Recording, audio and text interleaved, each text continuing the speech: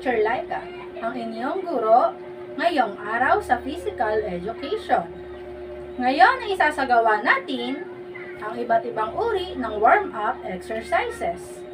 Ito ay ang mga galaw bago ang pagganap ng iba't ibang uri ng ehersisyong pangkatawan. Handa na ba kayo? Magaling! Halina't atin nang umpisahan. Una ay ang neck turns.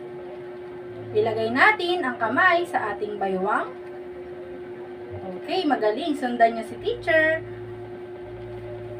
Sunod naman ay iikot ang ating ulo pakaliwa at pakanan.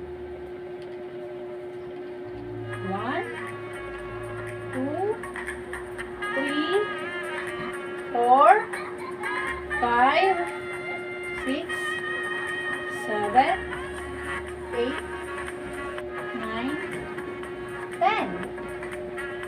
Very good! Ang susunod naman natin gagawin ay arm circles. Iikot lang natin ang ating kamay. Una ay ang kaliwa, pangalawa ay ang kanan. Handa na ba kayo?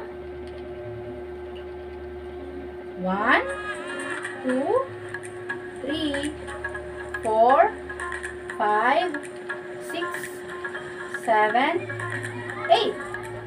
Kanan naman. 1, 2, 3, 4, 5, 6, 7, 8. Ngayon ay pakabilang ikot naman ang ating gagawin.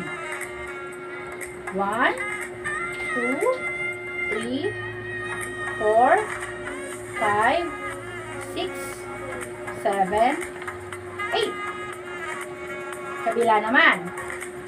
1, 2, 3, 4, 5, 6, 7, 8. Mahusay!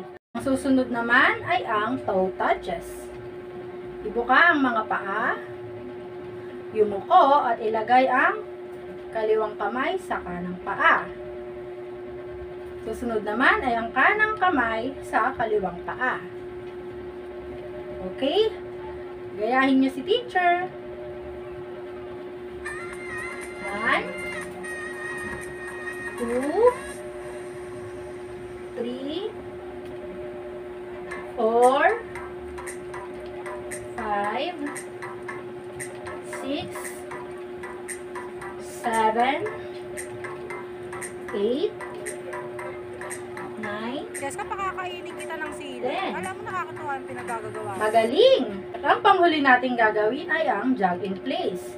Kunwari, ay magja-jogging tayo, ngunit hindi tayo aalis sa ating pwesto.